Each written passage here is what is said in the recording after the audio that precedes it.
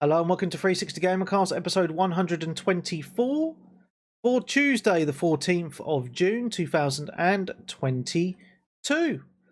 I'm your host, Mark Webb, gamertag piss under the Steam ID, Webby 360G, and joining me on this very fine evening is...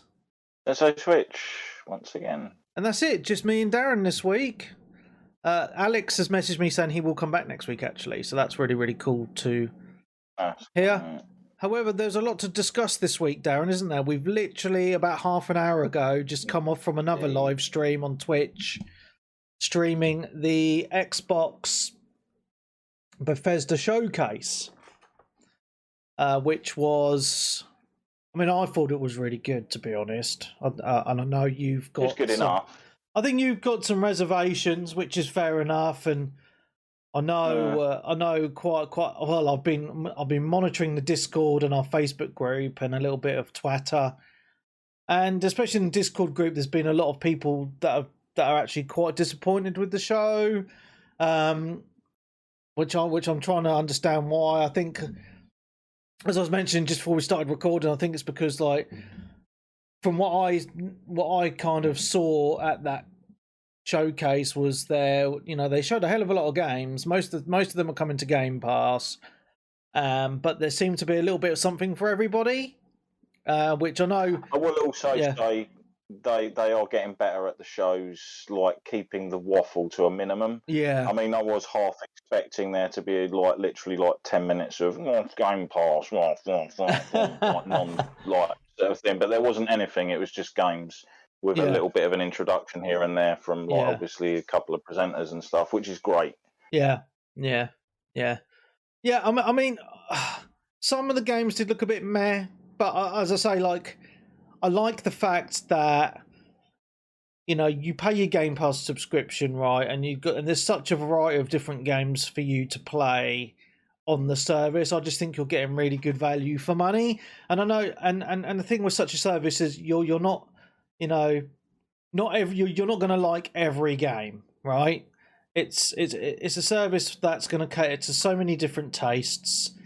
So there is a big variety of games on there, and I actually think that's one of its good selling points because, like, I look at Game Pass. And I'm like, oh, there's not just games for me. There's like games for my wife on there because she likes different games, and there's games for my kids. Because there's a lot of kiddie games on there as well. That I would never touch with a barge pole. That pretty much makes sense because I see most people as buying Game Pass for their kids. Yeah. Because then they obviously don't have to buy the games for them every sort of like couple of months or whatever when the kids are badgering them for the newest title. Yeah, that's it. Yeah. So I think they had quite a strong showing actually, and we'll run down.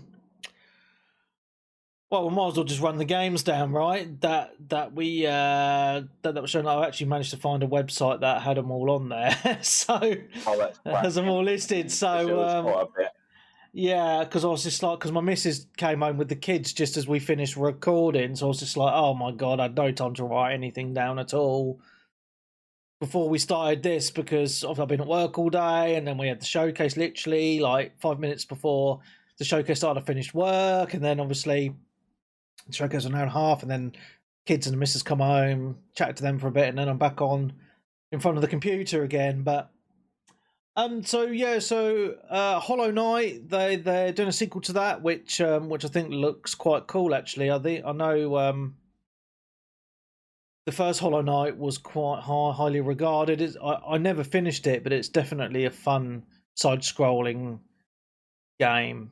It's very difficult, like very tough puzzle platformer with a lot of fighting, with lots of bosses and stuff like that. Did you ever play the first one, Darren? No. Okay. I think it was available on pretty much most things, wasn't it? Handhelds as well. Like, I'm sure it was on the Vita as well. Yeah, it's been out for quite a long. The first one was quite. Yeah, still a great system. Still holds up really well today.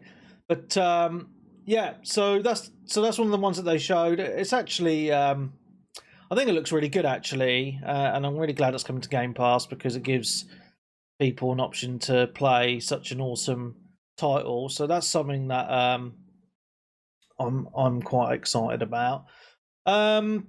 Next, they announced Overwatch 2. And Overwatch 2 will be free to play. And yeah, I only found out this recently that it's actually a free to play game. It's not going to be a purchase.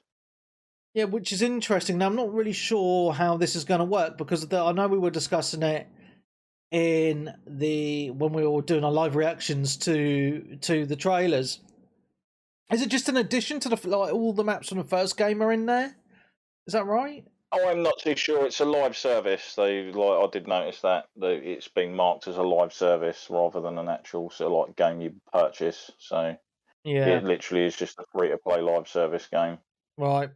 Yeah. Which will eventually die and never be played again. So yeah, and I get your things on that, but myself and Colin and his kids and Peebs, we spent a long time playing the original Overwatch. It was a really fun title. I played it for a fair bit. Yeah. And then obviously it's like any multiplayer game, it just kind of fell off it after a while, right? And then just moved on to other things. So, but that core gameplay, I feel, has always been very good. The different heroes with different abilities, the maps are always done really well. So I'm quite interested to see what they're going to do with Overwatch 2, what the new maps are going to be like. They've got some new characters in there, what the monetization's going to be like as well. So if it's just skins and shit, then great, because I'll never buy them anyway. It'll probably be skins, battle pass, etc. I mean, it was pretty obvious it was going to be a free to play, I believe. Once obviously you started getting stuff like paladins, etc. on them. Yeah, which is basically a rip off of that to a degree, and they're all free as well. So you're going to be like, hold on, why am I going to pay sort of like another 40 or 50 quid or whatnot for this game? Yeah. Especially as a lot of it is kind of recycled content, but with it being free to play, you're not really going to be bothered by that as much. Yeah, of course. Yeah, makes sense. Okay, I'm going to save the best for last, as it was in the thing. But one of the interesting announcements I thought from the event was that they're bringing Persona 3, 4, and 5 to Game Pass. And the Persona games have never been on an Xbox console. So that's pretty big news, to be honest. In fact, strangely enough, the Persona 3 and Persona 4 have never been on PS4. Wow. Or PS5. Wow. They've literally been languishing on handhelds. PSP and Vita, respectively. Yeah, I mean, Persona 4 released on PC about a year ago on Steam. So I was kind of thinking that it might make a move over to consoles at some point, but I think the fact that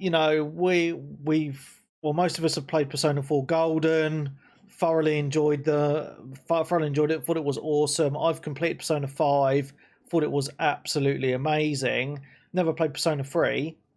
However, the fact that all three of these games are coming to Game Pass I just think it's a really, really cool move, because it's going to introduce more people to one of the best JRPG series ever, in my opinion. It's just there's such good games that I just think this is such a good move. It's like what they did with the Yakuza series as well, putting that on Game Pass as well. It just makes, in my opinion, Game Pass so much more worth the money. It makes more sense, because they wouldn't sell that particularly well on Xbox, to be honest. So by putting them in Game Pass, the developers are assured at least getting money for the games. Yeah. Because I think it is such a niche audience, and most of the Persona fans have already played the games anyway. Yeah, I understand that, but still, I still think it's a really cool move, because for me, I think they're great games, and the more people that get to experience them, the better, in my opinion. You know what I mean? So, I'm pretty excited for it, for those games to hit Game Pass. Okay, I'm going to move on. Diablo 4, they showed a trailer for a new character called the Necromancer. showed a little bit of gameplay as well. It looks better than what I actually thought it would do, to be honest. Diablo 4. Yeah, I haven't got any qualms with the gameplay or whatever we've seen so. Yeah. It still looks like the fun, addictive, enjoyable Diablo gameplay we all know and love. Yeah, but the thing I got from this though, Darren, I don't know a lot that got you intrigued is the open world aspect to it. Well, I always class the old ones as kind of open world anyway. Yeah, of course. You are going from area to area. Fair enough, they're connected by underground dungeons, etc., and whatnot. Yeah, yeah. But yeah, I think it's I think it just looks quite cool. The only thing that I have in the back of my mind though is obviously, they didn't say this is coming to Game Pass, but it's like with any Bethesda game, it's like, well, obviously we all know that Xbox have bought them out, but it's not gone through. They haven't actually. Yeah, it hasn't gone through yet. So yeah. So do we wait until it does and then wait for it to hit Game Pass, or do you buy it? It's the same conundrum with Call of Duty, the new Modern Warfare as well, right? Because, you know, do you buy it now or wait till next year and then it'll probably hit Game Pass? You know what I mean? So if you're a Call of Duty fan, you're going to buy it straight off. Because all your mates will be on it and playing it. Yeah, of course, yeah. Getting all the gun unlocks and telling you how amazing and fun it is. And you just feel like you're being left out. Yeah. I thought that was interesting because obviously there was a nice list that sort of came out showing all the games in the next 12 months. Yes. That was there, and most of them obviously we saw, and it reminded us like pretty much what we've seen. And I did notice that didn't have Game Pass thing on there. Yeah, that's right. But I think that's to do with the deal. It could also be due to the fact that the game was well under development or well away on development before the acquisition even happened. Yeah. So they wanted all the platforms to have a thing for it. But having something like Diablo, even on like the Game Pass for PC, etc., as well, would be a big move. Yeah. To obviously push it. Yeah. Platform, whereas on PC it doesn't matter. Everything's technically digital on that platform anyway. Yeah. So just going back to Diablo 4 though, the thing I felt quite interesting is the character customization. It looks quite in depth actually. Like you can really go into quite a lot of detail with customizing your character, which we haven't really seen in a Diablo game before. No, you usually just pick a class and then pick male, female for said class, don't you? Yeah, that's it. Like a preset. I think you could alter maybe a couple of bits, but not to the extent that they showed there, which is good. Yeah. Because some of the characters I've seen in Diablo don't look that impressive, to be honest. Yeah. They were obviously just like horrible presets for those characters. Maybe, I don't know. Yeah, but I do feel in the future they will add more characters into this because Diablo 3 definitely. that they did that because I remember they added the Templar class about a year after the game came out. The Necromancer that they revealed today was a downloadable class as well. Like later well, there you go. Yeah, so incredibly fun to use as well.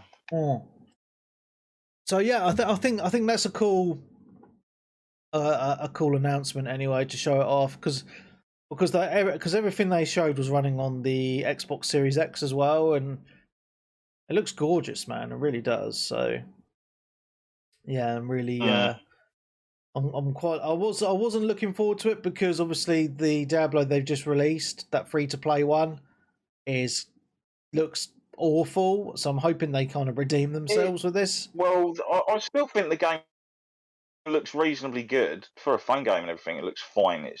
I'm just not a fan of controls all over the screens and the touch screen. Yeah.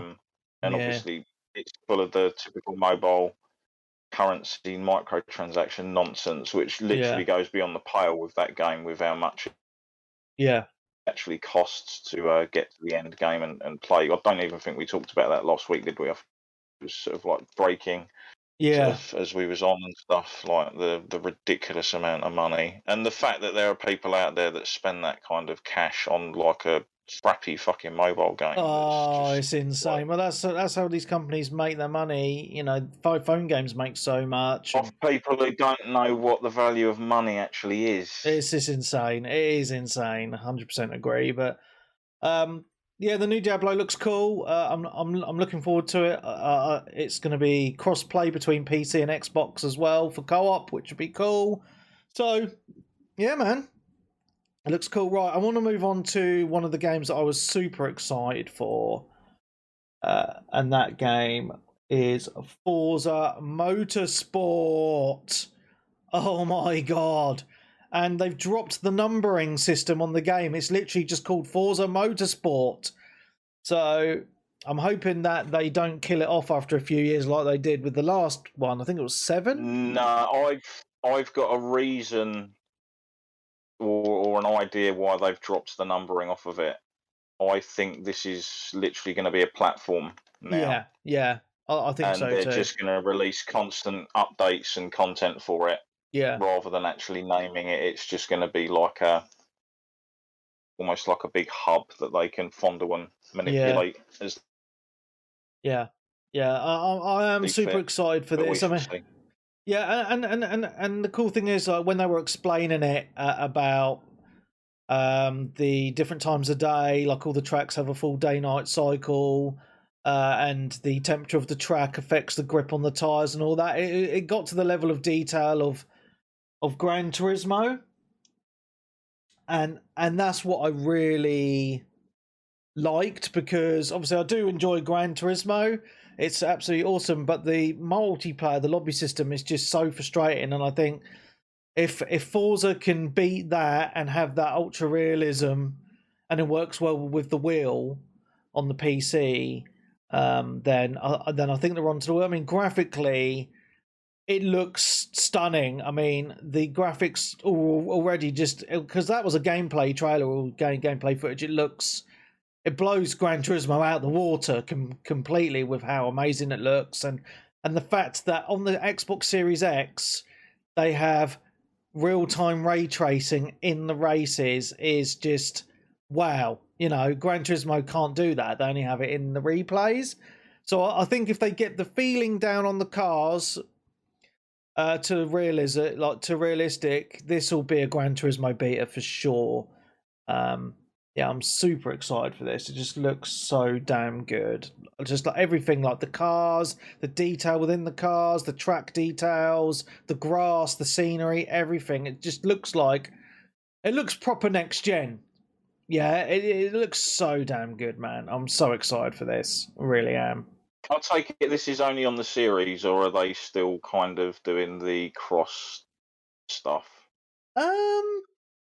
Because you are starting to get some games coming out now that are literally just for the next gen. They're like skipping like the PS4 or standard Xbox One editions. I don't know enough about it, so I mean, I would imagine, this is me just guesstimating, that this is only going to be next gen. So, but this is just me guessing. If it's next year, it's more viable for that, I guess. More people have had the systems by then. Yeah. But I was just so impressed that, you know, because I didn't just show a trailer, I actually went in and did some gameplay as well, and it just looks gorgeous on that is it called the Forest Raceway track? I can't remember the name of the track. I think that was Autumn something, isn't it? Autumn Raceway or something like that. Yeah, but it's just the level of details. You say, like when they just went into like even the traffic cones, you know, the small details on the tarmac and everything. Little chips on them and that. Yeah, I was just like, this is insane. It really is insane, the amount of detail that has gone into this game. And I think that's why it's taken so long for it to come out, to be honest, just because they've just really taken their time to polish it. Now, the thing that I would like to know, though, and I know it's not coming out till early next year, is, you know, how many tracks are in the game, how many cars are in the game. Is it going to have those stupid loot box things that the last Forza had? Do you remember that just brought you out of it a little bit? You know, there's all these things I want to know. about the game, but so far it looks absolutely stunning. Maple Valley was the name of the track, and I only know it because it's in the video in a minute. Yeah, but it's just like I'm just rewatching the video again at the minute, and it's just the lighting, of the Ferris wheel and the roller coaster rides in the background, the way it went from day to night. It's got the fireworks going off in the sky, and that's just everything. Just the contrast in the colors. It just looks so damn good, man. I can't stop thinking. I can't stop just looks so good. Right, I should move on though. Because otherwise I'll just be going on about this for absolutely ages. Oh look, so on the video now you can see even the intricacies of all the detail in the engines. Just the amount of detail. Oh my goodness, so damn good. Wow. Right, let's turn that off and go on to something else which was quite cool, which was quite surprising actually. So it's the 40th anniversary of Flight Simulator. So they announced, which I thought was absolutely insane, is the Pelican. Yeah, I'm surprised they've been going that long as well. 40 years. Yeah, it's insane. So they've added, so from today, you can now fly the Pelican from Halo in Flight Simulator, and you can actually go into space as well, which is insane. And then they've got the Wright brothers plane as well, which you can now fly. The Spirit of St. Louis as well. So they've added quite a bit of content, but as I say, the most surprising thing for me was just adding the Pelican and being able to fly was up the Hindenburg DLC.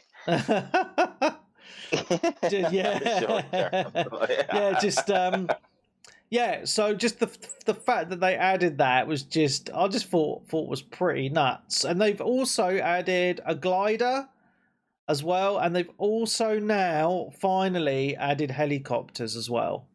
So people will be very happy that it now has choppers.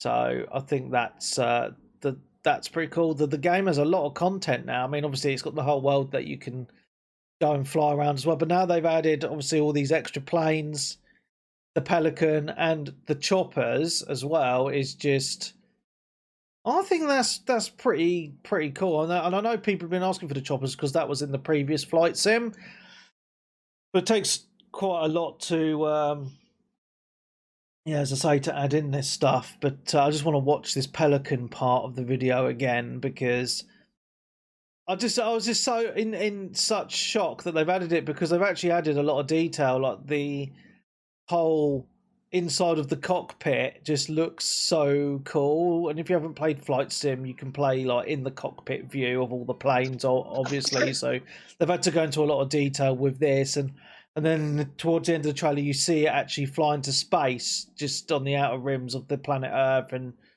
seeing it all. And I just think that's just really awesome. So I'm definitely going to be checking that out probably tomorrow. So that's cool. So they showed off a game called Redfall. Looks quite interesting, doesn't it, Darren? It's the opening game, wasn't it? Yeah, it's the opening game of the show, wasn't it, I think? Yeah, so this is. So we saw a trailer of it before, didn't we? But it was just one of those CG trailers, introducing the colourful cast of characters, etc. Yeah. In what I thought was going to be sort of like a PvP style game. Yeah. But it doesn't turn out. Is that? It's a co-op shooter. Looks of things in the vein of sort of like your Left 4 Dead's or Back 4 Bloods. Yes. Yeah, it is pretty much exactly that. It looks like it's 4-player co-op. Pretty much, Left 4 Dead game, right? But it isn't. But it looks good. Like the graphics are good. It looks like, as I say, with interesting characters with different classes that they have different kind of powers. And it's kind of like an apocalypse, isn't it? Again, like most of these games actually are, but I think the fact it's got that, as I say, that 4-player co-op element to it always makes those games a lot more fun. So yeah, So yeah, I mean, it just looks like the enemies, just like you look, like got human enemies, you've got these really weird like vampire type flying creatures, and all these other sorts of creatures. It just looks, I don't know, I think it just looks really interesting. It's made by Arcane Studios as well, which is quite an interesting studio to be making a game like this because they usually do like those stealthy type games. Yeah, they're also very good at stylized characters, which is what this game runs on. I mean, if you look at Dishonored, the characters in that game had a very unique look to them, and you can definitely see like aspects of that art style in this game. Yeah. Yeah, most definitely. Yeah, I just think it looks really cool, man. You know, it has all those different type of weapons, all those different powers. I apologise if you can hear my daughter crying behind me. She's just in and out. Okay. Yeah, so I've just really smudged my webcam while I was hiding it. Yeah, so I don't know, it looks quite colourful as well because they showed off like a fairground level, which looks quite interesting. They showed like different ways of going into like, because it looked quite open, right?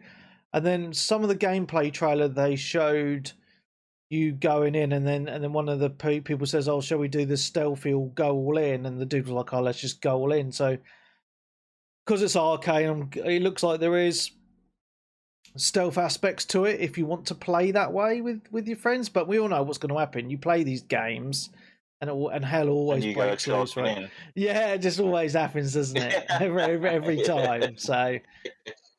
Yeah, I think it looks really cool. As I say, there's lots of different variety of crazy weapons, which aren't just guns that look like you can use. So, yeah, I do like the look of this.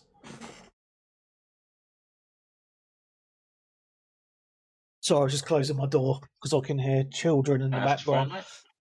Yeah, and the other thing I wanted to mention on this as well is it like the locations look quite interesting because they're not just like normal world locations. It looks like you can go through like these portals into like these weird like fucked up versions of reality.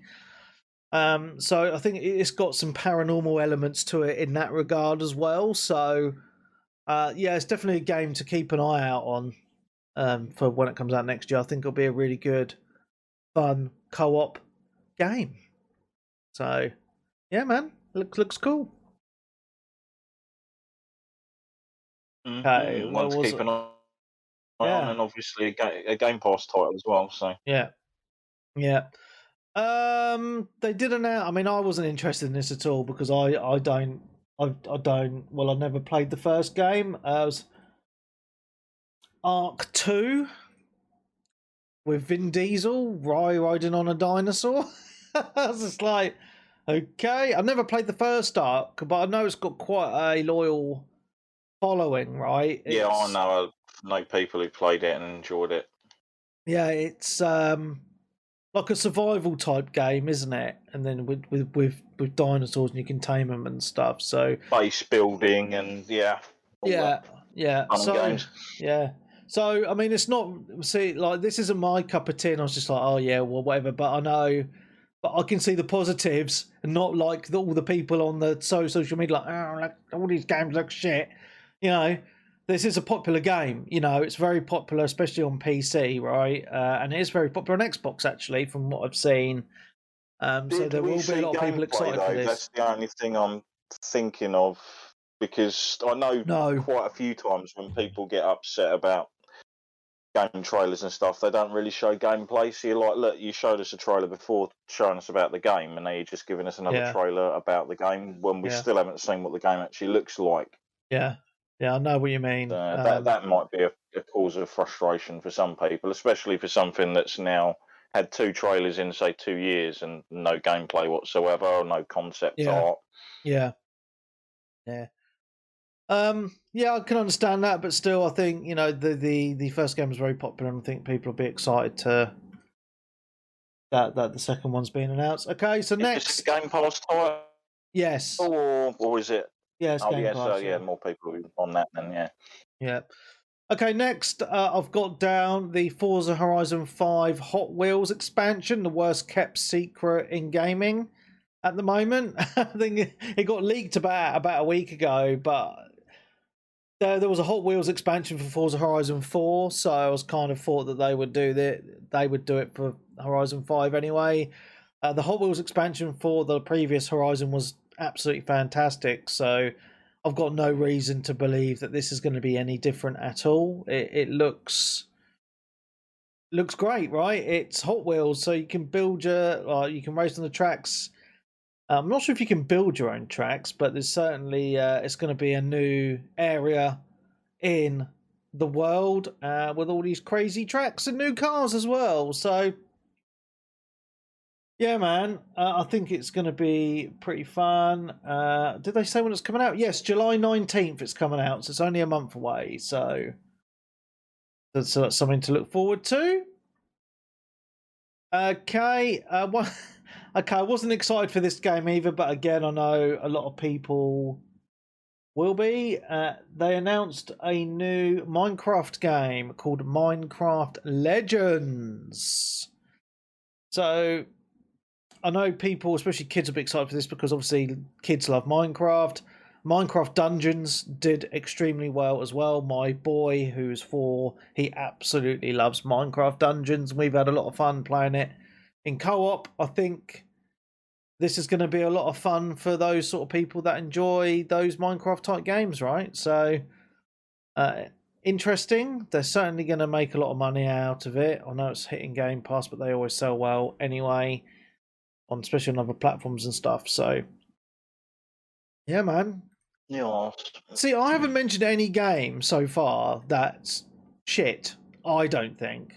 So, I don't think anything there was shit. Like, I've never really looked at a game and gone, that looks like complete and utter crap. I just look at stuff and think that's not for me. Yeah. Makes sense. Because it's quite hard now to have stuff that's actually that poorly made. Yeah, true. It still seems to happen though on day one patches and stuff like that, right? But yeah, that's just sort of bugs and glitches mainly, rather than an aesthetic of a game or whatnot. Yeah.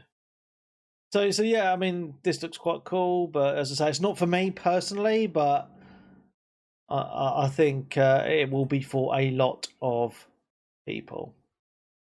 Okay. Where was I? Okay, so this next game that they announced, Pentament. Yeah, it looks weird. It's the trailer started off where a book opens, and it looks like, I was trying to think of the graphical art style, and I've remembered the game I played a few months back called Procession to Calvary. Do you remember me talking about that? It kind of reminds me of that art style, like that cartoony art style. It's set in like the medieval times, right? Yeah, medieval cartoon era sort of thing. Like, think of like the Bow Tapestry kind of stuff. Yeah. Yeah, so it looks quite interesting. Looks quite messed up at times as well, but very comical as well. So it looks interesting. Let's just say that. But if it's anything like that, Procession to Calvary, it'll be fine. It is made by Obsidian Games as well. So, as I say, they've got a very good pedigree of making some really good games with good stories. Most notably Fallout New Vegas. So I think this this might surprise a few people with how fun it is. So is that okay? So this I got really excited for. Season 7 of Sea of Thieves. And I know there's a lot of you that don't play Sea of Thieves, and I really do think you're all really missing out on a lot of fun by not playing this game. I really do enjoy playing it. Me and my missus do play it from time to time. We actually we did a mission on it last night, and it was exceedingly good fun. So this new season, they're going to allow you to completely customize your ships now. by letting you customize your cabin. You can earn items to put in your cabin. You can save your ship sets, because normally you load into the game and you have to like set up your ship, like what the sails look like on the hull and all that every time, but now you'll be able to save that. You can even name your ship, so there's a nameplate above the captain's quarters where you can name the ship as well. And they're going to be adding quite a lot of other features like new missions and stuff like that as well. So it looks like they're doing quite a lot to the game, which is great. They announced in that trailer as well that there's now over 30 million players of Sea of Thieves. So it is a very popular title, and I do find it quite amazing that so many people in this community have never tried it or think it's boring. And I think that's and those of you that think it's boring just need to actually properly play it. It is a hell of a lot of fun, and they are constantly updating the game. So I think that's really, really cool. That starts, I think, next month. So yeah, man. Yeah, July 21st. Cool, just come up on the screen. So yeah, man, I'm excited for that, and I'm sure there'll be a few people in the community, not many, but a few, who will be excited for that. Okay, so they also announced, I'm surprised, I didn't realise this game was really still very popular, Elder Scrolls Online. It's got a new area called the High Isle. I don't give a fuck. Do you give a fuck? I used to play the game. It was fun. There's still people on my friends list who I occasionally see playing it, and it's nice that the game, any MMO that still has people playing it and they're still making content for it, is good, because I find it so depressing when they shut down these online MMOs, because it's just so much hours and stuff like that you've sunk into them, like literally now gone forever. Yeah, I know what you mean. But as I say, like, not every game's going to be for everyone. I was just like, not interested. But it's nice that that they showed it off anyway. But it's not on Game Pass, so you got to buy it. So. Oh really? Yeah. That's strange, because it is Bethesda, isn't it? So yeah, it looks like you got to buy it. So. This. Yeah, I think I was saying on the stream we were doing earlier, I'm sure pretty much parts of the game are free to play, like maybe the base game itself, because this is now their 5th or 6th expansion. Something like that. Anyway, because you had the Morrowind expansion. I've got I had up to like 3 of them at one point. I think it was like Summer Isle or something was the last one that came out, and then they've done one since that, and then I think this is the one after that. Right, okay. There's stuff missing on this website though, but unless I've missed it. I know we're going to get to Starfield in a minute, but there was that. What's it called? Honey, I Shrunk the Kids, I call it, but it's not called that. Grounded. Yeah, for some reason that doesn't seem to be on this website that I'm using, which said that they've listed all the games. So yes, maybe because it's already out and it's just an update. But then they did that, like Microsoft Flight Simulator's already out. Yeah, so they announced that Grounded is now coming out of early access and is going to be launching into the full game very, very soon. I can't remember the exact date because I'm just September. That's it. So that's coming out in September. The full game, and actually, because the last time I played it was probably way over a year ago, and I thought it was dog shit. But that's obviously very early built. I'm pretty sure that they've improved it a lot by now, and I think it actually just seems like quite a cool concept as well. So. With a full story, I think it's got co-op as well. I think that might actually be quite fun to play, especially with your friends. So I'm going to wait until September and give it a bosh. If anyone wants to join me, that would be awesome. Yeah, all good, man. All good. Cool. Shall we get right? All I've got is the main one now. Oh right, there was other games that were shown. Was there? I can't remember because I'm trying to There was rely. quite a lot. There To be was. honest, I'm there just was trying. Yeah. some really interesting looking indie games that not necessarily for Oh, me, but I and think the art styles were fantastic and they looked fun. and I missed out on that Koei Tecmo game as well. Yeah, that was one of them. I can't remember what that was actually called. I'm just trying to see. Just give me 2 seconds. I found another website. Oh yeah. Yeah. So another piece of news. I did look into this. This is actually it is actually a X Wolong Fallen Destiny. It was called. And as far as I Yes. worked out, this is an Xbox only game. So they Oh, have played Koei Tecmo or whatever, like Fallen exclusive deal rights for Dynasty. this. Yeah, yeah. Wolong Fallen Dynasty. It's So called. it's set during the Three Kingdoms period of China, but with kind of like a weird demonic twist on it by the looks of things. But again, unfortunately, we didn't really see gameplay to know what the game's actually like. It just Right. seemed to be a lot of cutscene stuff, didn't it? As far as I can remember. Yeah. But yeah, it definitely looks interesting. Yeah. I'm kind of interested in it, but we'll see how if it's actually available at retail. If not, then oh well. Yeah. Yeah. 100%. Okay, so I've just found another website that's listed them all, and there's certainly A hell of a lot more than were originally there. Yeah, I'm just trying to load it up on a different web browser because my other browser is blocking a lot of it. So, just give me 2 seconds. I do apologise. Oh no, it's still blocking it. That's Okay. fine. All right. So, Don't forget, we also had the Game Awards stuff as well. On Game Awards, sorry, the Summer Game Fest as well the other night. is that the which I PlayStation sat and one? watched. The PlayStation one. No, have we talked about the PlayStation one? But you had the actual one that Jeff Keighley hosted, didn't you? Which was on for about an hour or so. Oh, yeah. Friday night, was it? Oh, was it? No, was it? Oh, fucking hell! I can't remember because. Yeah, I remember watching it at work.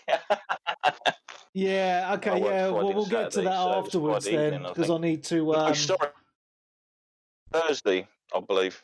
Oh, okay. Well, we'll get to that afterwards because I need the PlayStation one Thursday, and then the other one was Friday. I can't remember. When was the play? Oh, mate, my mind is gone. We need to double check. Let's just get through this first before we get on to the other events that happen. With the Xbox one, we'll get the Xbox done and dusted out of the way. Yeah.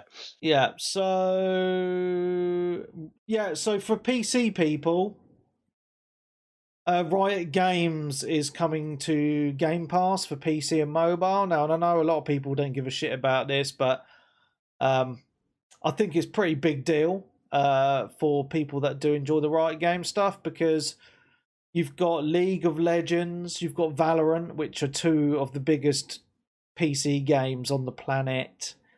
And then you've got their card game that they have as well, and a few other games. So what they're doing with the Game Pass is League of, I always call it League of Losers. But yeah, for League of Legends, it's giving you all of the characters. So you usually have to buy those characters. So it's giving you all those characters, and it's giving you all the characters in Valorant as well. And I think it's giving you unlock. I can't remember the name of the freaking card game now. Well, it's actually a lot of fun, the Riot Games card game, but it gives you lots of like card packs and stuff like that on that. So yeah, I think that's pretty big news for the PC gaming space that it's giving you all of that content. So yeah, I just thought that's quite cool. Legends of Runeterra is the card game, and it is actually quite a cool card game. So, yeah, so that was something that came out of it. Talked about Redfall. Oh, A Plague Tale Requiem. Yes, yeah. Yeah, so they showed off A Plague Tale Requiem. I really enjoyed the first Plague Tale. And so I think this is is also just going to be super duper awesome. I'll take you played the first Plague Tale as well, right? Yep, I did. Yeah, and it was super freaking awesome. Super. It was awesome. one of those surprise hits, wasn't it? It was. Looked great and ended up being great. Yeah. I mean, it just had a great story, great characters. The graphics were insanely amazing as well. So it all was just a full great package. So, yeah, I'm really looking forward to this. Okay, next, Ara History Untold. So I'm just having to remember this. Yeah, so this was like a Civilization type game trailer. Well, it didn't really show any gameplay, but you just come out of it being thinking, it's going to be like a Civ game, but it's, a brand new. Oh, this is one Elliot thought was Civ, wasn't it? Yeah. So like Civilization 7 or something. It was something like that. Yeah. So, yeah, I mean, I wasn't really excited for that because they're not really my type of games, but as I say, I think some people will be interested in that one. Sorry, I'm just that other website missed fucking loads of games. So there's another one called As Dusk Falls, which looked quite interesting. Yes, this is the story one. Yeah, it looks a little bit. The art style, I was trying to think what art style it kind of reminded me of, and it kind of reminds me of the Walking Dead interactive story games, but like kind of that cartoony art style. But the way the characters seem to move, it's like it doesn't look like a proper game. It looks like an interactive kind of novel. Yeah. Did you ever play the weird Silent Hill game I think it was on the PSP that was very similar. It was kind of like an interactive comic. No, kind of thing you played through, and it sort of showed the stories in a similar way with the characters moving and things like that. I can't remember what that was called. But, okay, that's just what came to mind. Yeah, but it does look quite interesting. So, yeah, man, it's what I'm actually quite looking forward to checking this out because I do like a good story, and it's something different from just shooting people in the face and racing cars. So, it looks quite interesting. Okay, moving on. They showed off a game called Cocoon, and I actually thought this looked quite cool. It's a puzzle game, but it's quite an interesting take on puzzle game. It's like you're a still character, and like the art style initially looked like Journey on the PlayStation, just that really nice kind of vibe to it.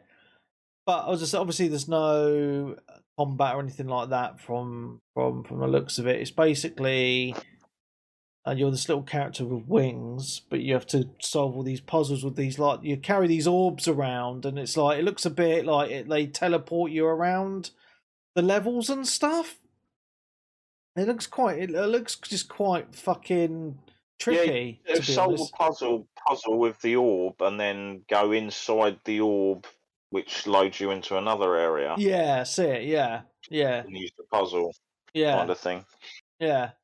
So it looks quite interesting because I love a good puzzle game. So this has definitely intrigued me, to be honest. It looks quite interesting. So I think it's definitely one to watch out for, right?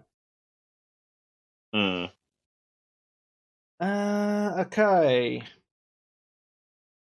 I'm looking at the names of these games on this list, and I just can't remember the freaking trailers for them now, so I'm having to kind of watch them for a few seconds before I start talking about them. Yeah, there's trailers I can kind of remember, but I can't remember the name. There was there was a game that was like a third person sort of dungeon-y kind of medieval thing, but all the characters and everything in the world were made out of 3D pixels, and it looked really cool in the art style that it was using. I'll probably get to that in a minute. So this one's called Arabian Shadow Legacy, and it looked quite. If you remember the trailer, Darren, it's like all this lady that can move around in the shadows and then taking out all these robots. Yes, yeah.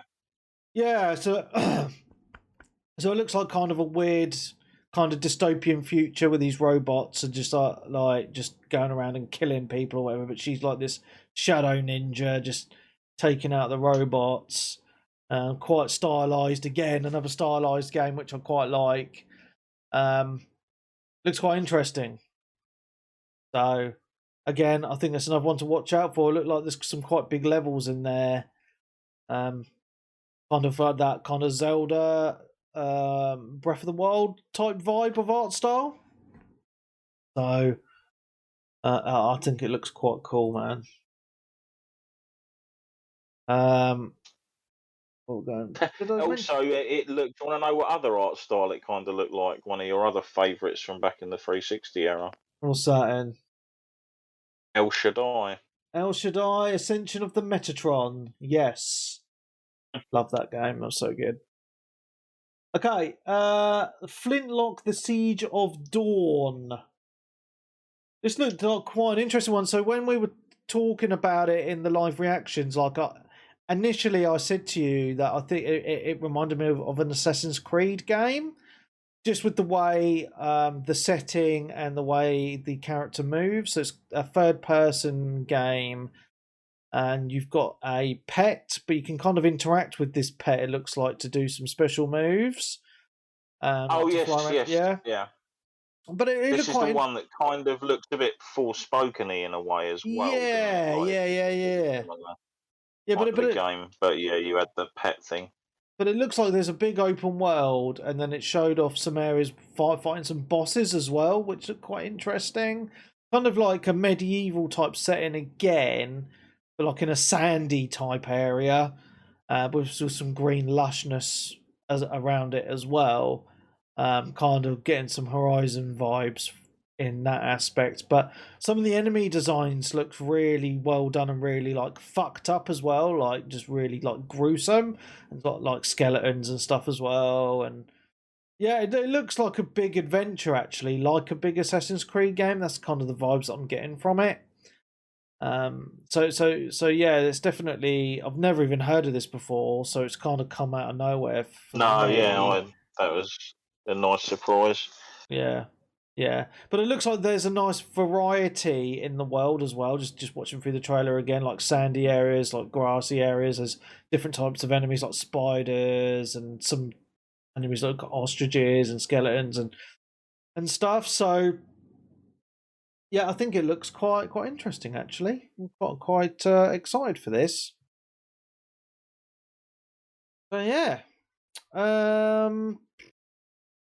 Okay, Gunfire Reborn. So when we were in the chat, Sly was saying that this is actually already on the PC. So this is actually coming to Xbox for the first time, and it's well, he was trying to explain it to us like it's a procedurally generated first person versus shooting game. Yeah, with like some weird characters, like you play as a cat as one of your characters, as an example. Yeah, like animals, like cartoony animal kind of people. Yeah, I mean, it doesn't really look like my type of game, but I haven't played it, so I know Elliot's saying it's actually really fun. So I've got to take his word on that, right? But it looks interesting. It really does. So there's that. So yeah, completely forgot about this game, Darren. They announced a new game called High on Life, which is a Rick and Morty game. Oh yes, yeah. Which is like, it's so bizarre. There's basically these aliens are like sucking juice out of humans to use as drugs. And there's a first person shooter, but all the guns are like these weird characters that sound like Morty. Really odd. Really fucking odd. Like, graphically, it looks really nice. So very well stylized in that kind of animation. But I don't know, man. I don't think it might be a bit too weird for me, to be honest. You know? Is this a Game Pass title, or is it? I think so. I'm not General release? 100%. I'm pretty sure it is, but I it's mean, just if it's a Game Pass, then you'll probably get around to trying it out at least, won't you? So yeah. It just looks odd. Yeah. So yeah, I like normal guns. I don't like guns that talk to me because it's just a bit weird. You know what I mean? It's just and the knife and the knife that talks. Yeah, and I remember like just watching it now and just going stab, stab, stab. It's like what the fuck? So bizarre. So, oh, and another game that I thought looked really interesting actually. It was a game called The Last Case of Benedict Fox. A this is the side-scrolling. Lovecraftian one, isn't it? Yeah, yeah, exactly the vibes that I was getting from it, Darren. Kind of set in like the 50s or whatever with those old style cars, and you're like a detective or something. It looks like, and it actually goes in so Yeah, that I'd imagine it's someone like that. Yeah. so it's like a side-scrolling platformer type game. I don't know. I mean, you got to solve clues or something. I don't know. It just looks really nice, but really weird as well. Like it starts off in this like mansion, but then like the trailer goes on to more gameplay, and, like some really weird and varied locations with some really strange looking enemies chasing you around. It looks interesting, man. I really like it because it looks very stylized. The different areas look completely different. Yeah, man. I think it looks cool. Really does. Don't even remember this game. Lightyear Frontier for this? I don't... Possibly. If I was to see it, I'd probably Oh, understand. Lightyear Frontier. It's that mech game, right, where you land on a planet and you've got to. Oh, the farming one. Yeah, it's a farming game. Yeah. So you basically go on the planet, you Yeah, it mine looks alright. resources, and then you build your base and your farm and all that jazz. It looks quite pretty actually, but it's just another one of those type of games. I don't know. Just in my mind, I'm just like I've had enough of those type of games. I mean, it looks interesting, but yeah, again, it's not really a game for me. But I think a lot of people would actually quite enjoy this type of game. Naraka Blade Point. Did I talk about that already? I can't, fucking hell, I've got to a point where I don't even know I what don't games I'm think you did. talking about. You know what I mean? I'm just kind of like they showed so many freaking games. Oh, was this the Battle Royale? Yeah, this was the Battle Royale game that's out on. It's on PC and it's coming to console.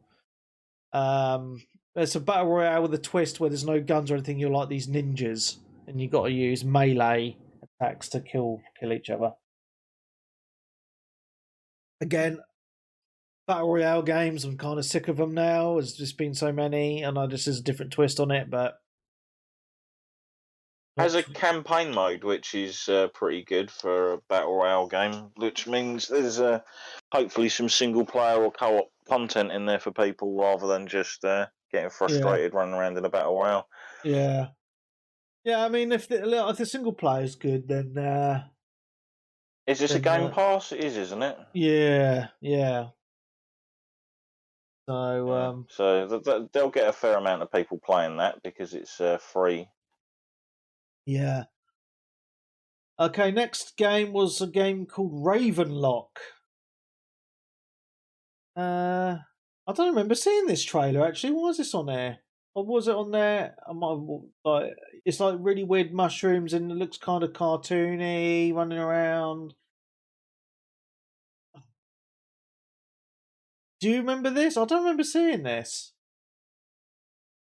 Mushroom something or other rings a bell, but it's got like you fight like the character's got a sword and shield and fighting this big green and black mushroom thing, and then they're in a house and it looks kind of Minecrafty in a weird way.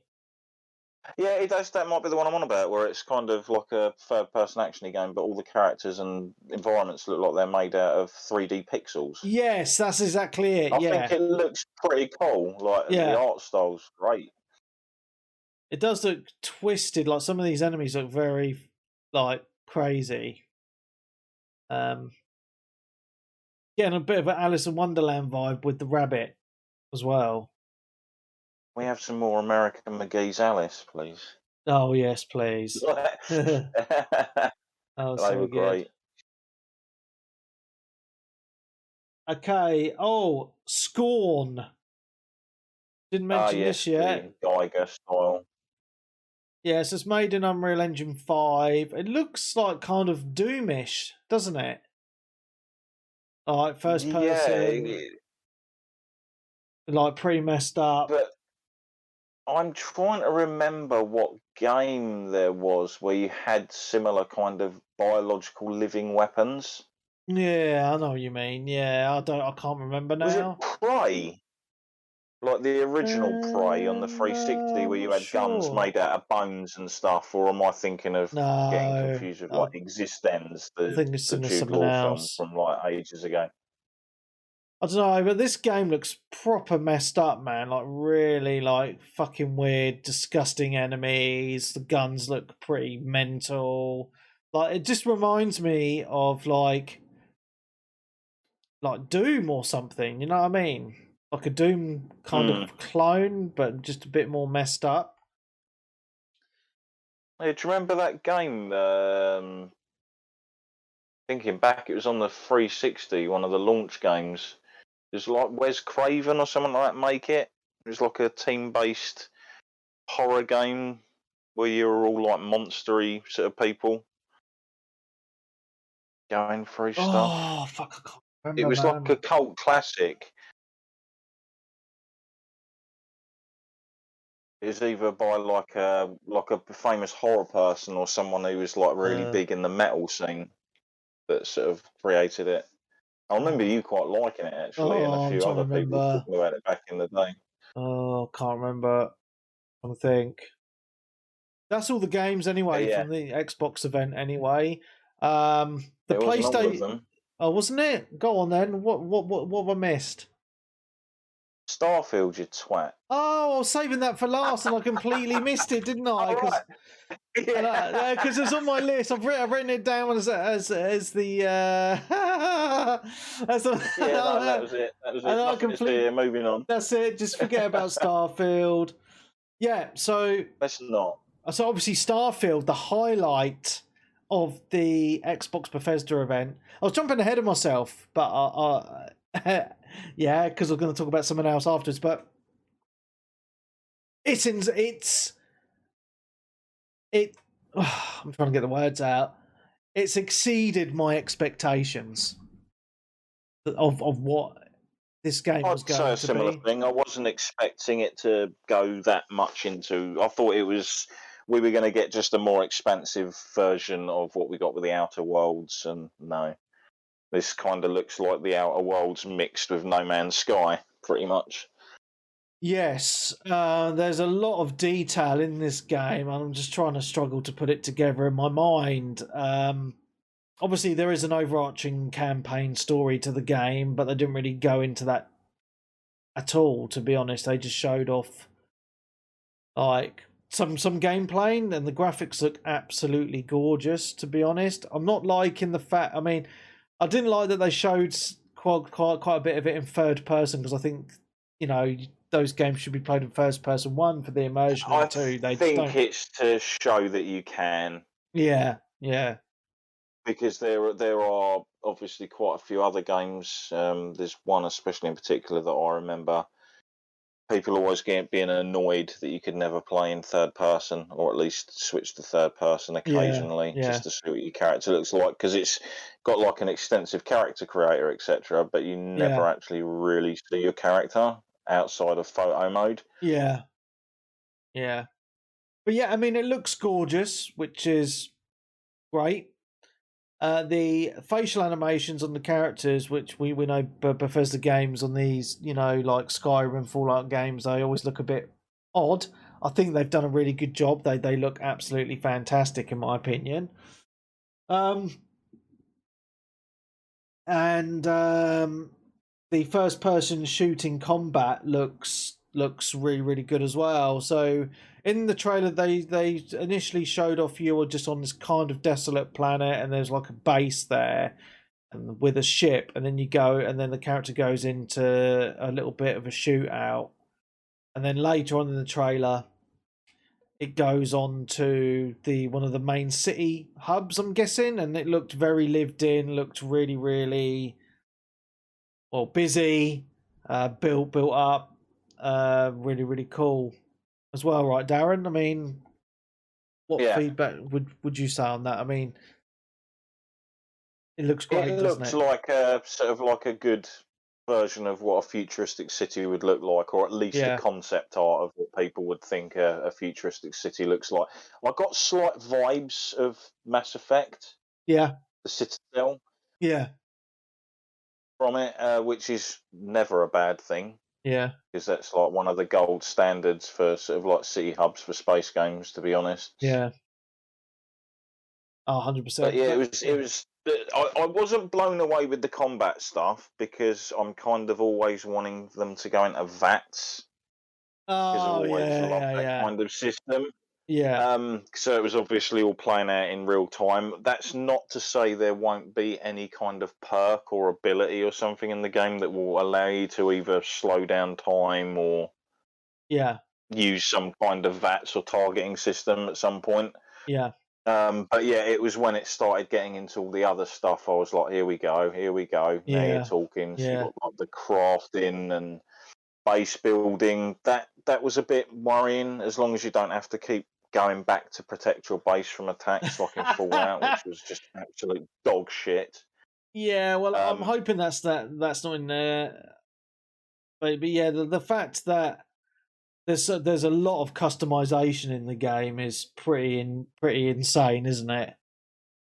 Yes, I mean they said like the character creator is going to be quite extensive. Obviously, you've got your base building, weapons benches, you get perks, and the more you use perks, or you say equip a perk, complete a challenge, it will level the perk up, etc. Kind of things that have been done in other games. You can create or you can make your own spaceship. Yeah. Which people are going to have a field day with. It's literally living your own space adventure. Yeah.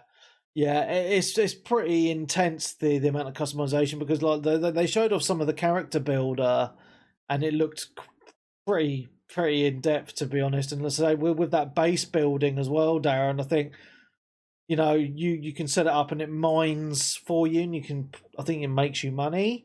I don't think you'll have to keep on going back to it unless there's fast travel, right? Because they said at the end of the trailer, of the gameplay trailer, that there's 1,000 planets to visit, which is insane. And he did say as well, didn't he, that this isn't just a small little section of a planet you'll be able to actually explore. It's like pretty much the planet itself. Yeah. Which is crazy. Which was a big bugbear from the Outer Worlds, like the actual play areas that you could go and explore around on those worlds weren't particularly that many and that big. Yeah. The only thing I do worry about though is, as I know we're getting hyped to it, but like with 1,000 planets, like how much varieties are going to be? How big are these planets going to be? I don't expect there to be a huge amount of variety. Like you are going to get a lot of planets that share similar traits and whatnot, especially if they've got livable, breathable atmospheres and stuff. Yeah. But they did show a reasonable variety in the trailer as well. Yeah, they did. Like the ice planet and things like that as well. So yeah, I'm a lot more excited for the game than I was. Like now, I've actually seen a hell of a lot more of it than just a sort of like teaser trailer. Yeah. I'm actually glad that they showed so much gameplay and the base building, because like I'm just watching the trailer again at the moment, and it's just like you can go into quite a lot of detail with the base building, which is really, really cool. Use it, but you have to gather resources. So it looks like obviously it's a big space adventure, but you got to gather resources to build stuff, which you would kind of expect, right? But designing your own ship as well, make it as big or as small as you want, add in all these different compartments, And it's not just that, Darren. It's the graphical detail when you're in the game as well. I mean, just watching the trailer where the character was just walking around. There were ship. actually people on Twitter moaning about the graphics. They didn't like how the game looked. I can't believe I was that.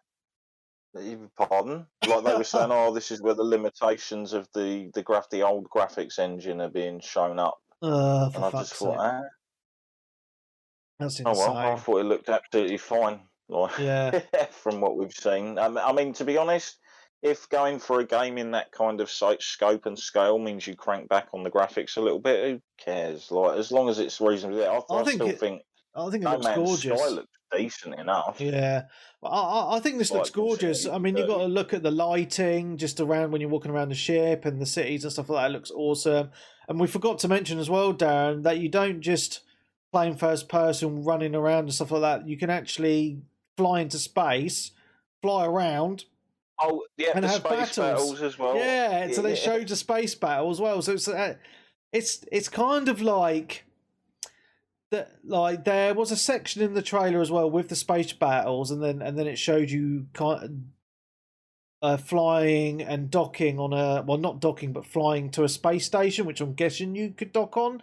It just reminded me of Elite Dangerous and what Elite Horizons wants to be, but didn't. Oh, they did show the docking. I've just shown it, so it's in on there. Like what Elite because Horizons wanted to be a pirate and you can be a smuggler and all of that kind of stuff, depending on the people and groups you probably ally yourselves with. Yeah. Which means if you go into obviously certain territories, you're going to end up with hostile enemies or, like, say, patrols and things like that, like keeping an eye out for smugglers and whatnot. Yeah. So this could be the fantasy game, space game that a lot of people have always wanted.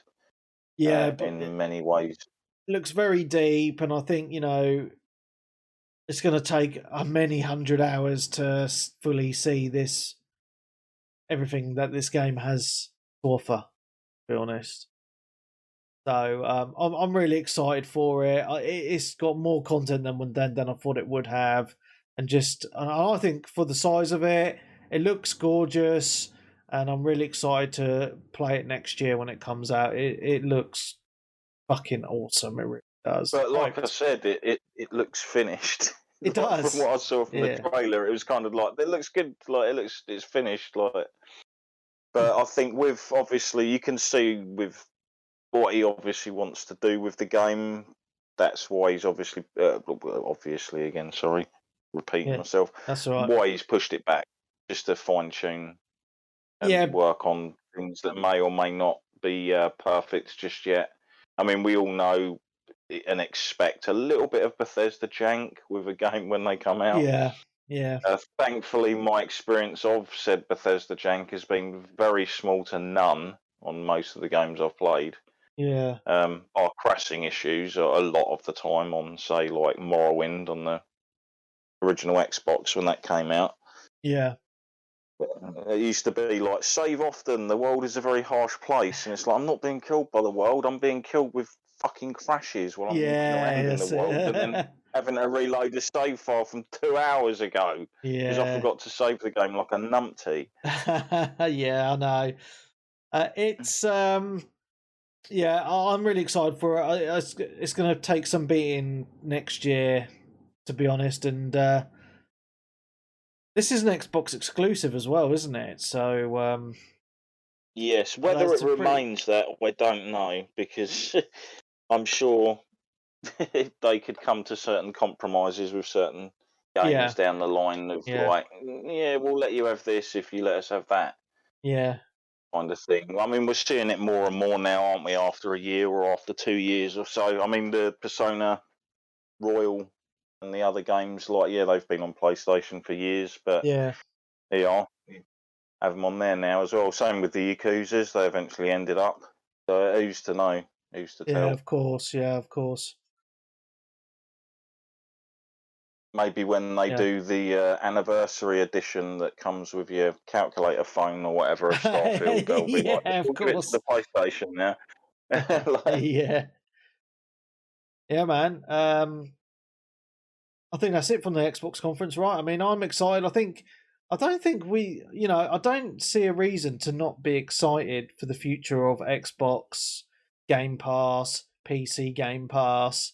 I think it's all looking really, really good for the family of Xbox This systems, isn't etc. everything as well. Like, Yeah. don't forget that there's still other shows going on. You've got the Capcom show coming up. I think that might be tomorrow. Oh wow. Okay. The Capcom event. So, fingers crossed for Dragon's Dogma. That would be awesome. Yeah. Or like Yeah. the rumoured actual DLC for RE8 rather than just the VR2 content. Yeah. Which again, I'm a little bit worried about that. I don't know whether did we talk about the PlayStation third-party thing? We talked about I think we did. Yeah, we talked Because we about it had last. Stunty on to talk about it. Well, I was going to say because I looked at the date and we definitely talked about it last week on the podcast. Yes. Oh yeah. So the only worry I've got with, and I'm hoping with the VR2 RE8, yeah, please don't make that a separate game. I'd much rather that was just like a paid expansion that you could just download onto it, because I'm not a fan of like having it sold to you as a completely separate game again, like they did with the Skyrim. Yeah. But we shall see. Yeah. Yeah. So what was this week though? Was it called the Summer Showcase? The Summer Games Fest or something, was it something like that? Yeah, I watched it. Summer Fellatio. Everything announced during Summer Game Fest. Just because I can't really remember it. Oh yes, so there were Xbox games actually shown off in this that weren't shown off in the Xbox thing today. Yeah, so they showed off Street Fighter, the Warhammer game. Yeah, what's wrong with this fucking website? For fuck's sake, I can't even scroll down on it.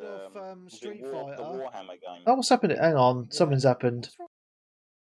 No worries. My fucking web browser's gone. Yeah, it started off with Street Fighter 6 anyway, didn't it? Showcasing Guile. Yeah. As the next play, basic character reveal, stage reveal, etc. Yeah. Again, I talked about this last week. Unfortunately, all 22 characters in the roster were leaked online minutes after the Street Fighter 6 gameplay thing had gone up at the PlayStation event, which unfortunately has ruined about 9 months of reveal work for the actual developers. For fuck's sake. Because these are obviously all things that they're there to be hyped up, and it wasn't just the character rosters that were leaked. There was actual footage of the characters in action. That was kind of leaked as well, in crap like resolution and stuff. So we'll still get to see it better. But again, some of that almost felt purposeful, because I know one of the characters that was obviously released leaked was Cammy, who's one of my favourite characters, but she's not in her iconic outfit. Right. And there was a lot of people going, they've got rid of the old outfit. It was a bit too revealing for these like modern sensibility wussies and all that. And then all of a sudden, there just so happened to be a leaked trailer of her in a traditional outfit. Oh, right. That came out around a similar time as well. So it was like, was that on purpose? To sort of counteract the fact of like, no, all of these characters are generally going to have their original outfits in the game as well as the new look. But they're going for a whole kind of different vibe with this anyway. They're going for a whole kind of street vibe thing to it, so the characters look a bit more street smart than traditional. I don't know if I like the new art style that they've gone with the characters. I've come around to it a little bit. I've started to come around to it. It all depends on the actual look of the rest of it, but so far I'm kind of down with it. Well, all the male characters look like they've been just taking steroids since the last game. They're just absolutely huge. I mean, it's just so bizarre. The game that obviously threw a lot of people out back in the day was when you went from obviously the Street Fighter and the Super Street Fighter, etc., into Street Fighter 3. Yeah. because the animation on that game for the time was crazy. Right. Yeah. Like I was used to literally like seeing people do a hurricane kick and it would just hit them a couple of times and they'd fall over. But in Street Fighter 3, it's like you'd see their head getting like smacked back with every single hit, and it was like it's still one of the best animated 2D fighting games ever. So they're used to mixing up the visual styles a fair bit, and to be honest, the 4, I did like 4's art style. I kind of still like 5's, but they were reasonably similar, and it's almost like an evolution. If you look at 4 to 5 to 6, there's slight changes in each one, but they do keep some aspects of the same style from before. Yeah. Now it looks interesting, but like they've got like this little hub world that you run around in as well, haven't they? Which looks kind of interesting from what they showed as well. I mean, they showcased today, or not today, sorry, like during the week, that when you're in the loading screens or the versus character screens, you can push different buttons to get your character to do like weird faces. Oh, okay. Like to your opponent, like show us your game face or whatever it is, kind of thing. Like there was another game that did that. Was it Mortal Kombat? One of the Mortal Kombats allowed you to do something like that. You could set a taunt in the loading screens and such. Yeah. Right. Okay. So people are getting all excited about that. It's nothing to watch it, but it's an extra thing, I guess. But cool, man. Aliens: Dark Descent.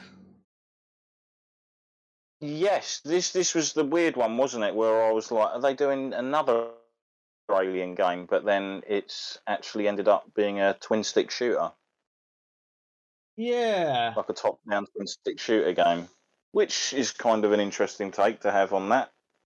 Yeah, most definitely. I was just kind of like trying to figure out what type of game it was when I was watching the trailer, because I don't remember it showing any gameplay. It's right at the end for sort of like only a few seconds or so. Right. After the sort of like the cutscene plays out. Right. Yeah, so it looks quite interesting. I'm just trying to find some gameplay. Except there wasn't a great deal of it, but yeah, okay. And then one game that I am super excited for is Callisto Protocol. They showed quite a bit of gameplay from this actually, and you can tell it's made by the Dead Space guys because it's basically a clone where it even has the health bar on his back. Well, it's on his neck instead of going down his back; it's going along his neck.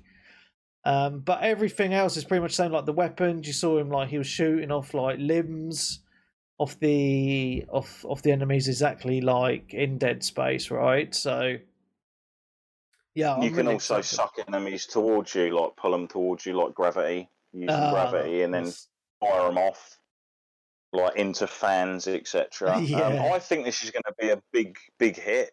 Actually, there seems to be a lot of people quite hyped for this, and if I had to choose between that or the Dead Space remake, I've already played Dead Space. That's it, yeah.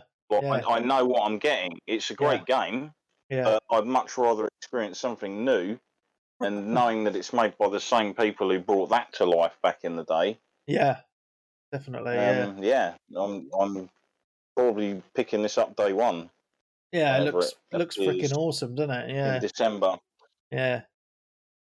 Unless I hear something horrible like, oh, it runs like absolute dog shit on everything, and like there's bugs or whatnot. But the gameplay, obviously, it's very early access. I mean, it looks smooth just from that early access. So I wouldn't really worry too much about that aspect. You know what I mean? So yeah, it looks great though. I mean, it's been a really good week actually because I've been so hyped for the Xbox Bethesda showcase, and then obviously we only watched it. I finished watching it within an hour of doing this podcast episode. I'd completely forgot about the Summer Game Fest because I hadn't written any of it down yet.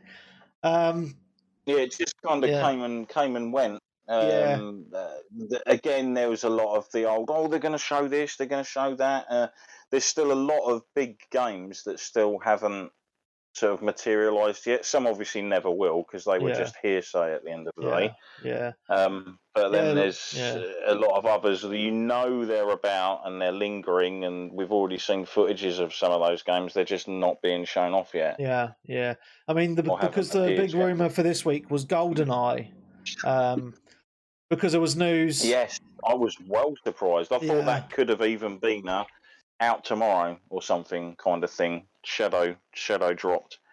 Yeah, but only because with Goldeneye, that came out this week that rare employees have been unlocking achievements on Goldeneye, and we've seen like the whole game like there's a start to finish gameplay video on YouTube of the finished game on the Xbox 360. So we know the game is out there, but it's just very surprising that it obviously hasn't materialized as of yet. Anyway, one of the one of the videos that I thought was really, really awesome from the Summer Showcase was the Modern Warfare 2 gameplay trailer, where they showed a lot, quite a bit of footage from a level set on an oil rig in the middle of the ocean. And, you know, I just want to say, like, the negatives. Firstly, that there's obviously it's the internet and social media is a cancer of the planet. So I was seeing a lot of people saying, "Oh, it's the same old Call of Duty. Oh, you know, we've done a similar mission to this before. They're just retreading old ground. Blah blah blah." But it's like it's a kind of loose remake anyway. It's Modern Warfare, Modern Warfare 2. You're going to get a third one.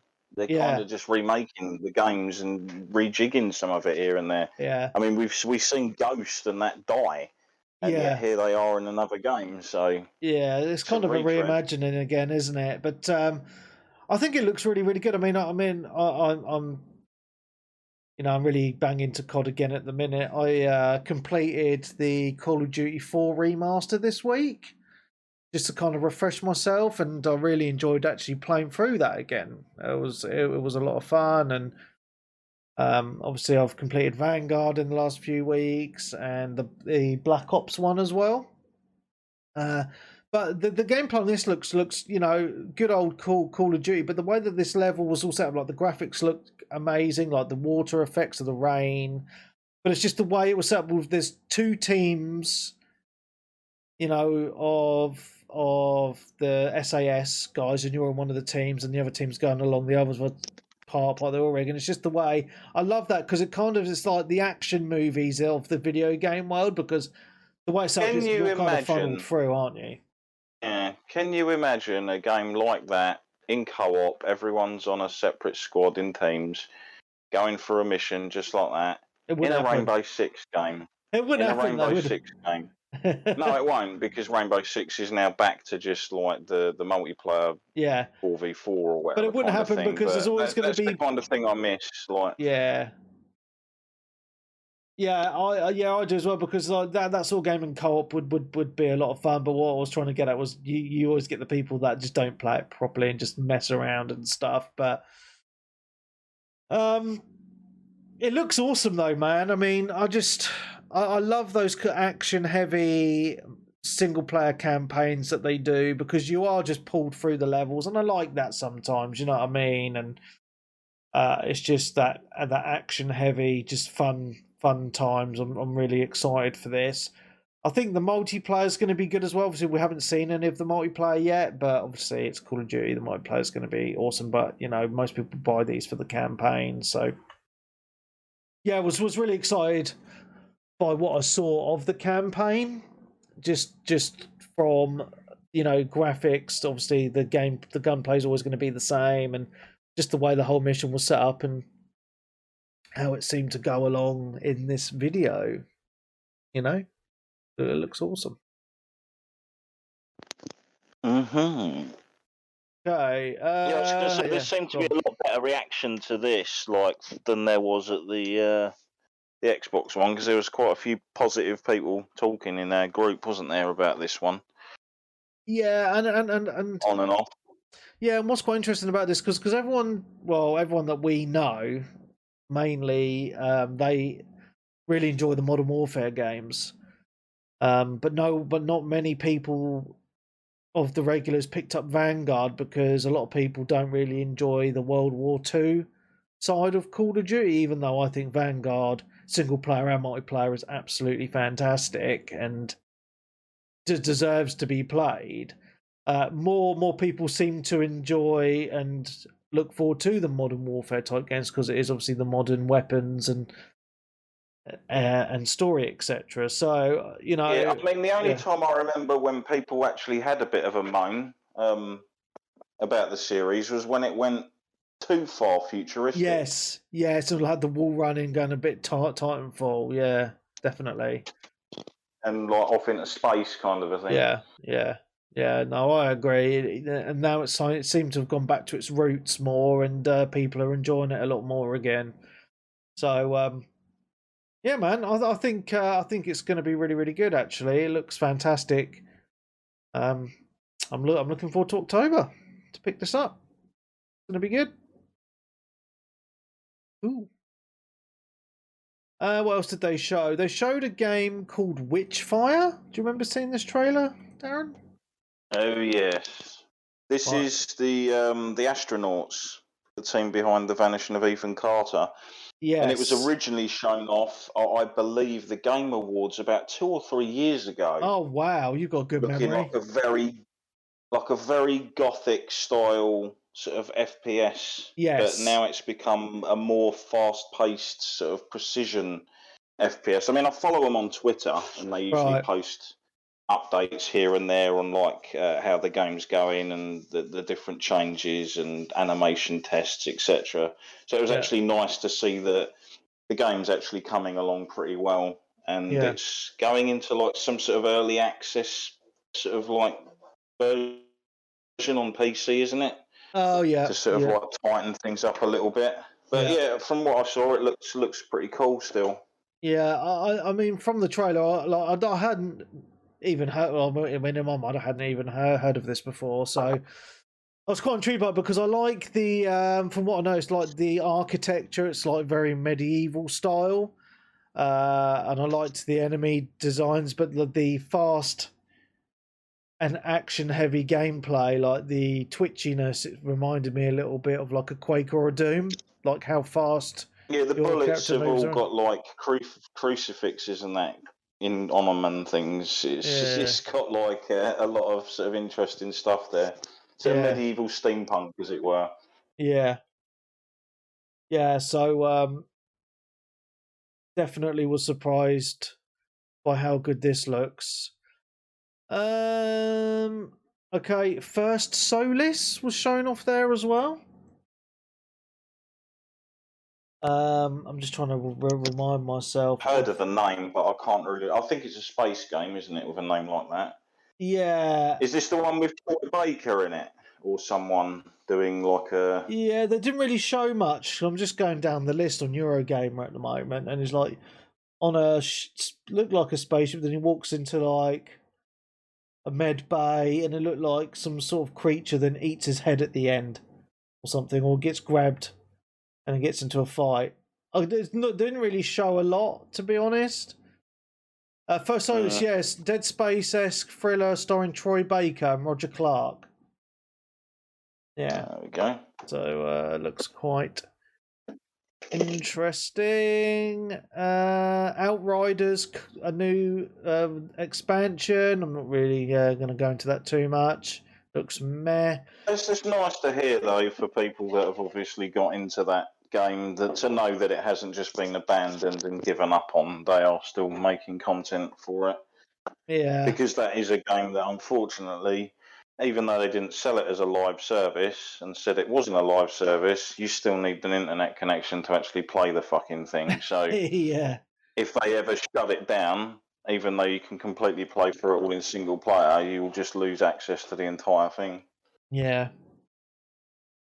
Yeah, so it looks quite cool-ish. And then they announced, it was announced that Fall Guys is coming to Xbox at last, and it's also going free to play for everybody. So The trailer was, or the announcement thing was quite funny as well, wasn't it? Well, I think it's quite cool that Fall Guys is finally coming to Xbox, because it's a game that I've played almost 100 hours of on the PC. I think it's a hell of a lot of fun. And although the Xbox gamers have been missing out on this, because it's on PlayStation as well, right? And it actually came out on PS Plus ages ago.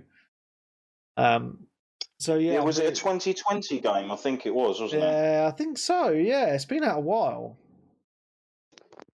So it's something completely different. It's a lot of fun. You know, it's like a game show, like crazy, like Takeshi's Castle type multiplayer craziness. So yeah, man, looks good. Stormgate. Just trying to remember this trailer now. Fuck off. Sorry. Just say fuck off because there's just that idiot talking. Oh yeah, so Stormgate. It looks in the trailer. It looked like I don't know if it's first person or what, but it had this woman and she opened up this gate from a storm and vanished off. Yes, I remember it, and gets a key or something out of it, doesn't she? Yeah. Was it a shield? No, like it's a shield, yeah. Isn't it? It's a free-to-play it's a free-to-play RTS game with free-player co-op with co-op campaign and free v3. Okay, that's not what I thought it was at all. And they showed off some new Cuphead DLC as well, which looks quite cool. There's a new shooter coming out called Neon White. It's like a stylized shooter for the Switch and PC. This is the one where it's kind of an FPS meets a card game meets like a time attack or something. Yeah, that's right. Yeah. You look like some sort of demon in the corner, and it looks like you get these like little cards. You start shooting. Yeah, it's first person, a bit like Mirror's Edge in a weird way as well, like with the jumping and stuff. Yeah, it looks odd. It looks really odd. Very Japanese. It's not made by Japanese developers, though. I know. I can tell it's an American attempt at Japanese style. Right. Well, it looks very Japanesey. Fucking hell. How much did they show off? I'm just going through this list and I haven't even got halfway down it yet. The game trailer of the show, the one that caught everyone out. What was that in? I'm just trying to... Oh, Turtles! Goat Simulator. Oh, I was going to say Turtles. Where the trailer started exactly like the Dead Island 2 trailer.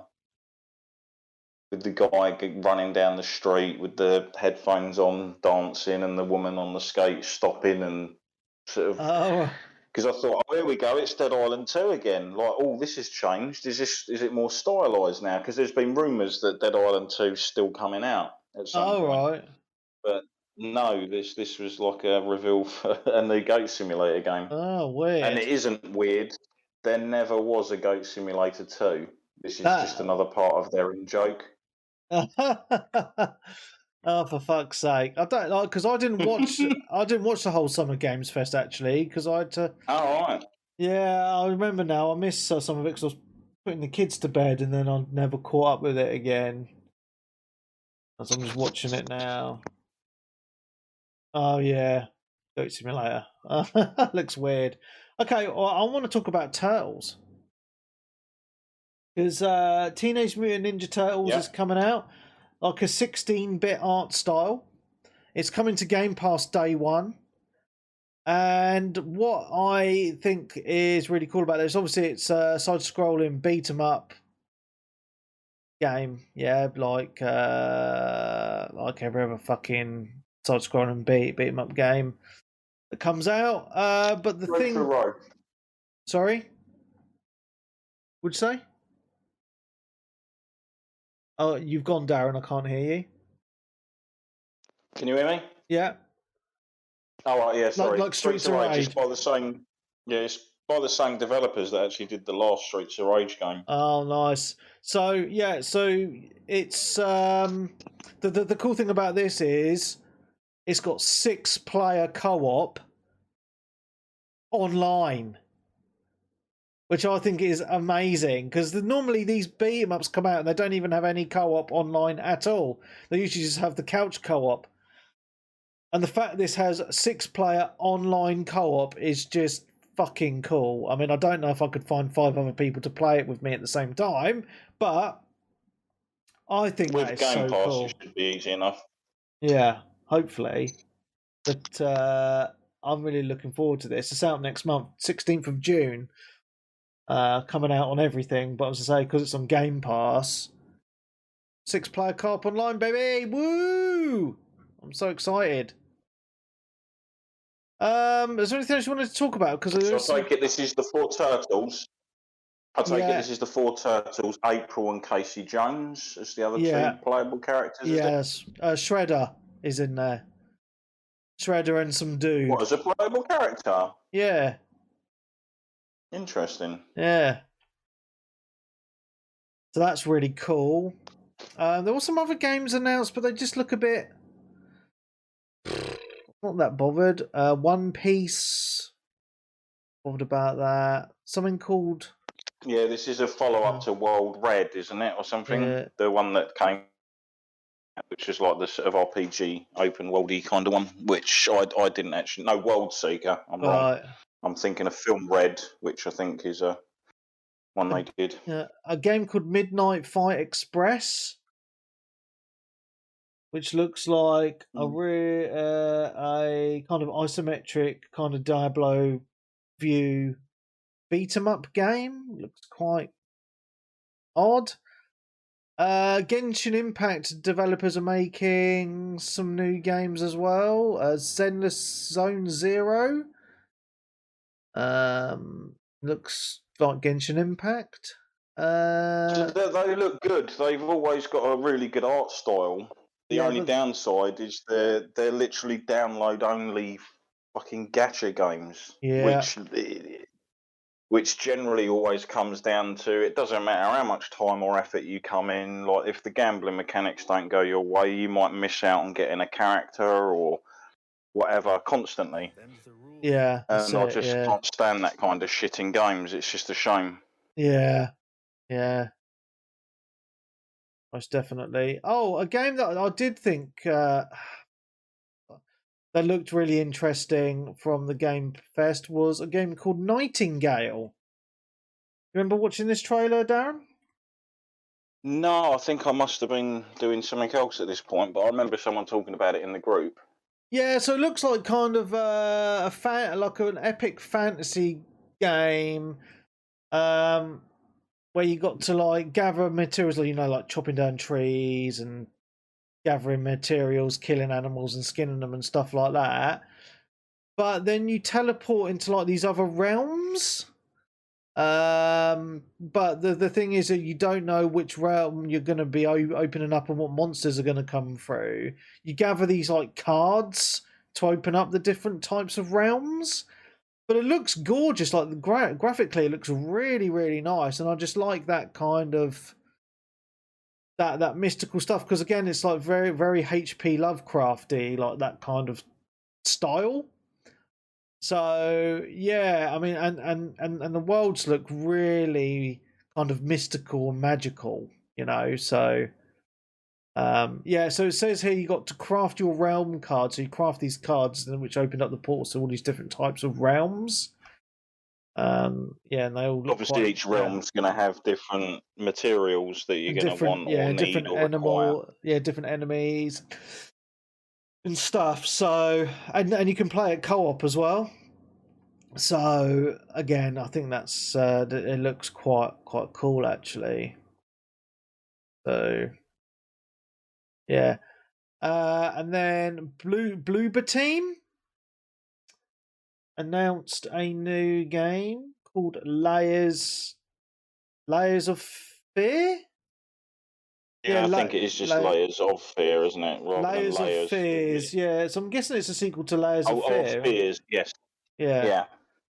but it looks quite spooky. So, yeah, another spooky game.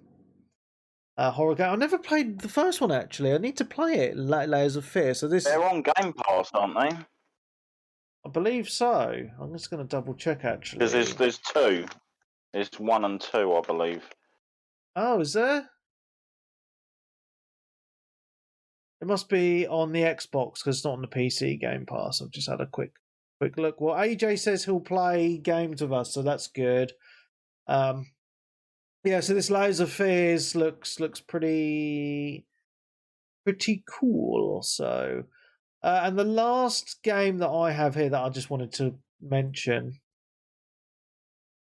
Sorry, just wait for it to fricking load because YouTube is being a knob. Gotham Knights looks quite interesting, doesn't it? It's you don't play as Batman, you play as some other character. I don't actually know the names of all the characters. Is it like Batman's apparently dead? Darkwing or something? Nightwing. That's his name. Nightwing. Nightwing, Red Hook, Batwoman, and can't remember the fourth character. But it looks very Arkham City style, doesn't it? Yes, I mean this is by the Arkham Origins developers. Yeah, yeah, it looks pretty awesome. And that's if it's anything like Arkham City or whatever, sign me up. I'm excited. Yes, looks good. So, is there anything else, Darren, you wanted to mention of the showcases? I can't believe we've been nearly 2 hours talking about this. Unfortunately, yeah. One of the kind of The Last of Us Remastered again. Yeah, I was hoping you weren't going to talk about this. Shown. Well, you might as well. It's an elephant in the room, isn't it? In my opinion, this doesn't need a remaster or a remake. There's a lot. It's perfectly fine as it is. Yes, it's now been brought up to par with the second game, which looks fantastic. That's not the problem I have with the second game. And yeah, it's just like it's not that old. It's like barely 10 years old. There's so many other games that deserve a remake. I'm pretty sure the only reason this is actually getting a remake is because they want to stick part 2 on PC to get a bit more money. Yeah. So they can maybe sell another 1 million copies. And they don't want to put, obviously, that old version of the PS4 remaster on the PC. They'd rather rejig it and slap a 70 quid price tag on it. It's fantastic for those that love the original game. For them to play through it again, and I think the original game is fantastic. Unfortunately, we all know where the original game leads. Yeah, I mean, the problem I've got with this is that they obviously the game originally came out on PS3. They did a remaster for the PlayStation 4. And now they're doing still good. Yeah. Another remake for the PS5. But like I've watched some videos and looked at some trailers comparing them, and like from the remaster, like the PS4 remaster to the PS5 remaster, I don't really think there's much difference anyway. I don't think it's worth buying it again at full price at all. There's not enough difference there, to be honest. In some cases, I actually prefer the look of the characters from the original compared to how they look in the remake. Yeah. To a degree, but maybe it's just because that's what I'm used to, because that's what I experienced. Yeah. Maybe, I mean, they're obviously hoping to get more people to now play this, because obviously we've got again, they spent a lot of this thing banging on about the TV show. Yeah. For it, like the HBO TV show again. I know where it all ends up, so I'm just not interested. I'm done with that entire franchise. Yeah, that's fair enough. I don't care. Which is a shame, because I really love the first game. I think it's fantastic. Yeah. But there you go. They did also talk about like another, because people have been clamoring for factions. They're like, oh, there's factions in The Last of Us Part 2. I mean, I never played factions in the first game. I just wasn't interested in any multiplayer for it, to be honest. I've heard a lot of people that actually aren't really into multiplayer that much actually liked this mode. Yeah. Like the factions mode. So rather than them just doing a tack on and adding it onto sort of The Last of Us Part 2, it's actually getting its own separate release. Oh, right. Okay. And it's going to be one of, basically, Sony want to start doing live service games. This is going to be like one of their live service games. So it's basically like this expensive version of factions, but with like a storyline tied into it, and the world and everything's going to be as big as the worlds from the games themselves. So it'll be interesting to see how they do all that kind of stuff. But I was just like, multiplayer live service, like, not for me, personally. But there's a lot of people that are going to be excited for that. Yeah. Yeah, it was just kind of a bit of a damp squib to end up on, because unfortunately, again, we all kind of got spoiled on this, because like the trailers for the remaster or remake sort of leaked, didn't they? Like an hour or two before the show. Yeah. And there was already listings online of like, oh, if you buy like shop listings and stuff for it and that. And I'm like, it's kind of irritating when you get all of that. But we heard rumours it was in the works for a while. And for me personally, I'm kind of glad this is all out the way and done, and it's not turning up in Sony's press conference thing. Yeah. Because they've obviously got another one coming up a bit later on in this month. Which, again, isn't going to be for everyone, because a portion of that is going to be for the PSVR 2. Yeah. And not everyone's interested in that. Yeah. But what we should hopefully see is things like God of War Ragnarok and Project Eve and a few other titles that just haven't appeared or been shown yet. Yeah. So, yeah, it was kind of nice they got all of this out of the way. Yeah, I mean, that. As I say, it's been a busy week for gaming announcements, isn't it? News and the summer show. I mean, last week at the PlayStation showcase, we had the summer showcase, and we've had the Xbox and Bethesda showcase. It's a lot of information and games to digest, and it just, we've been through a bit of a lull the last few years, really, and now it just looks like things are really ramping up for next year, which I think is really exciting. So. I mean, we've still got shows to come. Yeah. We've got a lot of shows to come, and I just think Ubisoft haven't done anything yet. Capcom's is tomorrow, I believe, so that'll be like Monday or Tuesday. Yeah. You've got the 25th anniversary Final Fantasy event coming up at the end of the week on the Saturday, which unfortunately basically the Friday night, but unfortunately I'm going to have to catch up with that Saturday morning because I'm working. Right. So I've got to be in bed super early on Friday night. Yeah. Yeah, man. So we shall see whether that's actually an announcement for Final Fantasy 7 Part 2, or whether it's also going to be an announcement for the 7 remake actually finally hitting the Xbox after 2 years. Yeah. Oh, that would be nice, wouldn't it?